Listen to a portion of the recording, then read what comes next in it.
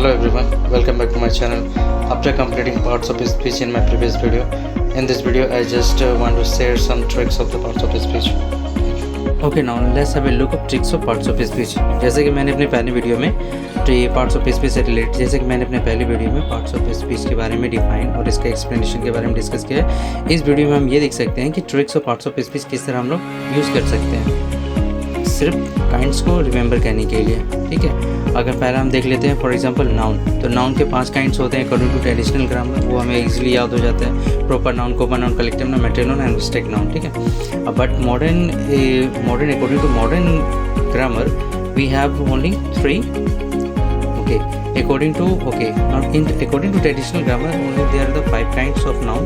That is very simple. According to the traditional grammar there are the 5 kinds of noun: proper, common, collective and material and abstract noun, जो हम काफ़ी जल्दी याद भी हो जाता है, उसे हमें ट्रिक्स की ज़रूरत नहीं होती है। अगर हम मॉडर्न इंग्लिश ग्रामर के अकॉर्डिंग देखते हैं तो और भी 3 काइंड्स हो जाते हैं जिसमें प्रॉपर, काउंटेबल एंड अनकाउंटेबल होते हैं। क्लियर? बट जब प्रोनाउन की बात आती है तो प्रोनाउन में क्या होता है, 10 काइंड्स ऑफ प्रोनाउन के काइंड्स होते हैं, जो हमें लिटिल बिट थोड़ा प्रॉब्लम होता है कि उसे याद करने में। तो उसके लिए मैंने एक ट्रिक्स बनाया है, may be helpful for you. For that is a repeat, REPID, जिसे हम लोग रिपीट 312 के नाम से याद कर सकते हैं। ठीक है, अब इसे हम कैसे यूज़ करेंगे, क्योंकि हमें पहले ये काइंड्स पता होना चाहिए। तो अगर हम काइंड्स को अच्छे से 1 बार 2 बार 3 बार अगर लर्न कर लेते हैं तो उसके बाद हमें अगर ट्रिक्स को अगर याद रखते हैं तो इससे क्या होगा, अगर हम कुछ भूल जाते हैं तो ये हमें रिमाइंड एब्सोल्युटली ये करा सकते हैं। कैसे, उसे हम देख लेते हैं। For example repeat first letter is R and R comes in 3 times. Okay, in that is relative, reciprocal and reflexive. Okay, E को हम देख लेते हैं, E आते हैं 1 टाइम, सो एम्फेटिक। उसके बाद PIND, ये हमारे प्रोनाउन के काइंड्स में 3 बार यूज़ होगा।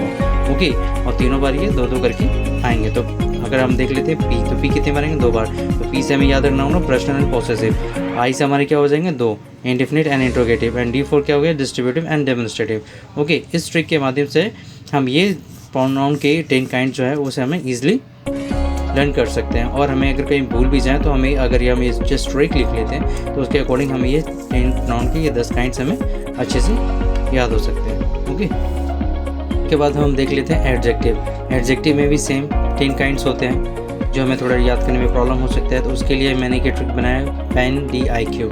PEN-DIQ का यूज़ हम किस तरह कर सकते हैं, आप देख सकते हैं। प्रॉपर एडजेक्टिव, पॉसेसिव एडजेक्टिव, एम्फेसिव, मतलब ये इतने सारे एडजेक्टिव होते हैं 10 काइंड्स के। तो उसे हमें याद करने के लिए हम इस ट्रिक को सिर्फ याद करने के अकॉर्डिंग हम सारे जितने भी उसके काइंड्स हैं उसको हम ईजिली लर्न कर सकते हैं। P हमें याद रखना होगा, PEN-DIQ 221 212। ये मैंने अपने तरीके से जो भी ट्रिक्स मैंने बनाया। ओके, नाउ एडजेक्टिव के काइंड जो है हमें 10 होते हैं जिन्हें हमें याद करने के लिए एक ट्रिक का यूज़ कर सकते हैं, इसका नाम है PEN-DIQ 220। ओके, नाउ एडजेक्टिव के 10 काइंड्स होते हैं, उसको लर्न करने के लिए हम PEN-DIQ लिख सकते हैं एक ट्रिक, और 221 212। ओके, इसका इस्तेमाल हम कैसे करते हैं आप देख सकते हैं। ओके, नाउ एडजेक्टिव के 10 काइंड्स होते हैं। ठीक है, प्रोनाउन की तरह। नाउ एडजेक्टिव, प्रोनाउन की तरह एडजेक्टिव के भी प्रोनाउन की तरह जो एडजेक्टिव के 10 काइंड्स होते हैं। ठीक है, उसे याद करने के लिए हमें ट्रिक्स लिख सकते हैं PEN-DIQ। ओके, PEN-DIQ लिखने के बाद हम इसे ऐड कर सकते हैं। यहाँ पे हमारे क्या है, PEN-DIQ 221 212।